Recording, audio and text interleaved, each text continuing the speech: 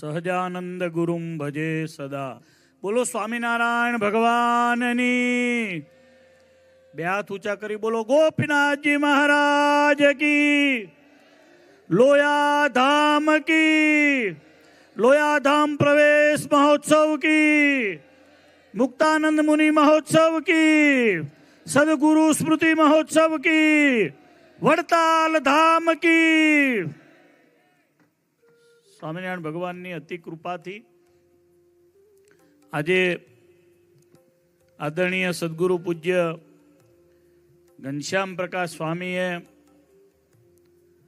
લોયાધામમાં સ્વામિનારાયણ ભગવાનનો જે સંકલ્પ હતો એ સ્વામિનારાયણ ભગવાનની કૃપાથી પૂર્ણ કરી રહ્યા છે. આપણી સગી આંખે આપણે જોઈ રહ્યા છીએ, એટલે આપણે બધા બહુ ભાગ્યશાળી છીએ. ભગવાનના સંકલ્પમાં, મોટા સાધુના સંકલ્પને આપણે જોઈ રહ્યા છીએ.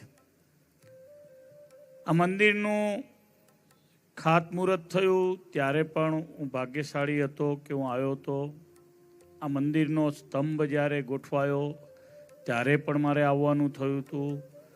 મંદિરના પ્રવેશદ્વારના ઉદ્ઘાટનમાં અને પ્રથમ મંજિલના ઉદ્ઘાટનમાં પણ આજે ઉપસ્થિત રહેવાનું થયું છે. એટલે મારી જાતને હું બહુ ભાગ્યશાળી સમજું છું કે સ્વામિનારાયણ ભગવાનના સંકલ્પના દર્શન કરી શકું છું.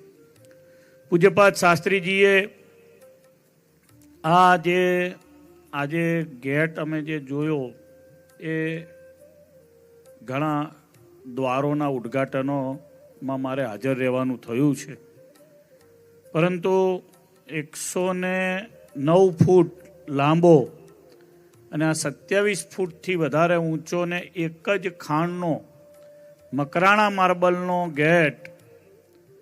બીજે બધે ગેટ જોયા છે પણ મકરાણા માર્બલનો ગેટ ક્યાંય જોયો નથી. લોયા ગામ, લોયા ધામ ભાગ્યશાળી છે કે અહીંયા સ્વામિનારાયણ ભગવાનનું પ્રવેશ દ્વાર એ મકરાણા માર્બલનું આટલું સુંદર મજાનું તૈયાર થયું છે.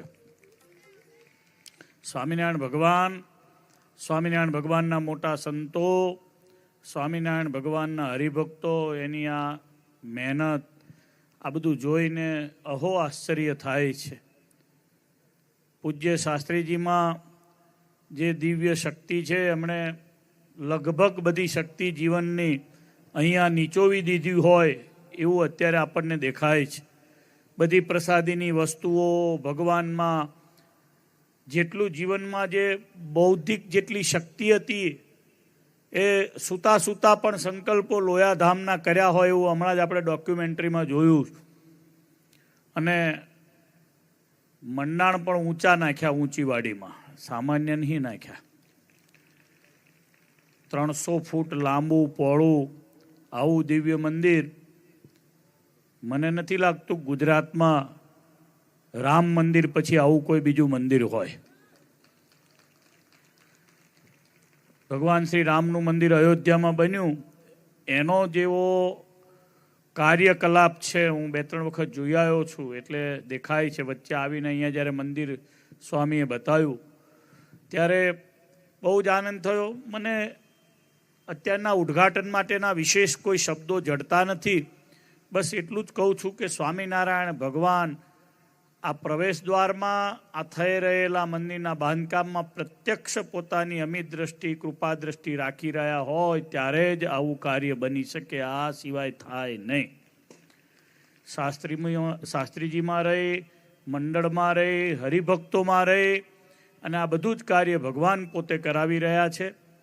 વડતાલ વિહારી હરિકૃષ્ણ મહારાજ, લક્ષ્મીનારાયણ દેવના ચરણોમાં પ્રાર્થના કરું, ગોપીનાથજી મહારાજના ચરણોમાં પ્રાર્થના કરું, પૂજ્ય શાસ્ત્રીજી અને એમનું મંડળ અને એમની સાથે જોડાયેલા બધા હરિભક્તોને ભગવાનના સંતોની, ભગવાન સ્વામિનારાયણે કહ્યા પ્રમાણેની બધી જ નિષ્ઠાઓ દ્રઢ દિન પ્રતિદિન થતી રહે અને આ સેવાનું ફળ અક્ષરધામરૂપી ભગવાન સૌને આપે એટલી પ્રાર્થના કરીને મારા થોડા શબ્દોને વિરામ. સ્વામિનારાયણ ભગવાન કી.